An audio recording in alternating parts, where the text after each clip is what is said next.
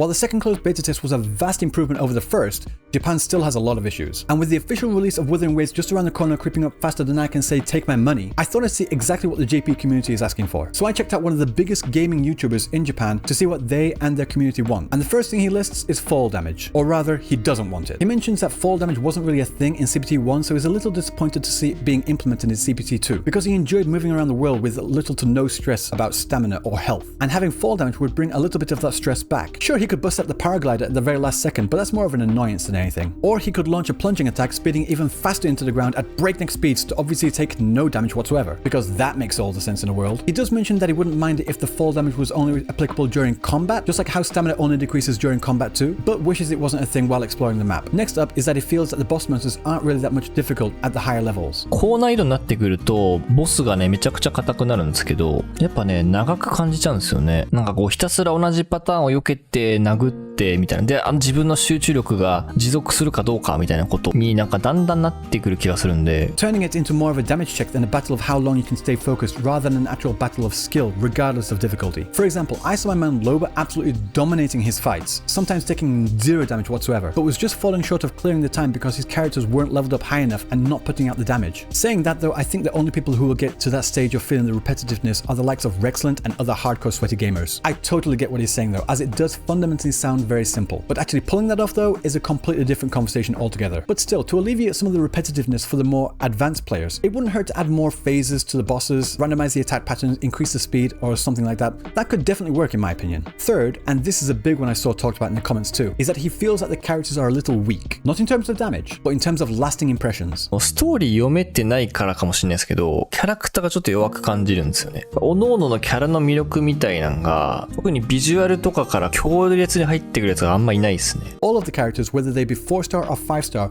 all look a similar level in design. Perhaps a really appealing villainous character. Kuro Games is known for those. ああいったマスコットキャラがいた方がいいのかな。 No more mascots for me, thank you very much. I ain't interested in any more emergency food jokes. But still, I get what he's saying. The game's main draw right now is the combat, which sure you can show off in a video, but you can't put combat on a poster, can you? They need a character that is the face of the series. Their lead character that they put on all the promotional material. Someone with that overwhelming visual appeal that draws people in and captures their hearts, you know? 派遣取りたいっていうことだと思うんで、その派遣取るためにやっぱ 120% 突き抜ける必要があると思うんですけど、 Many people in the comments said the same too. If they want to sell in Japan, it all depends on the characters. The reason they started playing Genshin in the first place was from seeing Kaching's character trailer, which made them really want to try the character. Kaching mains be looking real smug right now. Personally, I got sucked back into Genshin by Electro Mummy Bubasword. Yes, I am a man of culture. How did you know? But regardless, the initial lineup of characters need to knock it out of the park if they hope to succeed. Now, it wouldn't be a Wuthering Waves video without the obligatory Genshin comparison section, so here we are. They need to make sure their identity is distinctly different from Genshin, because if people think they're both basically the same, so I may as well stick with Genshin, then they won't give Wuthering Waves a chance. If Genshin is an 8 and Wuthering Waves is a 9 and people don't want to make the switch, it will be really disappointing. In the replies, someone said just play both, which is of course a very simple solution, but people's time is limited, so not a very realistic option for most, in my opinion. Especially not with so many great games on the horizon looking to steal my lunch money. Being too similar to Genshin will only work against it. The combat in Genshin isn't interesting at all. It's just a bunch of overpowered characters picking on and bullying the weak mobs. But that's what a lot of Genshin players like about it. They like feeling OP and plowing through everything.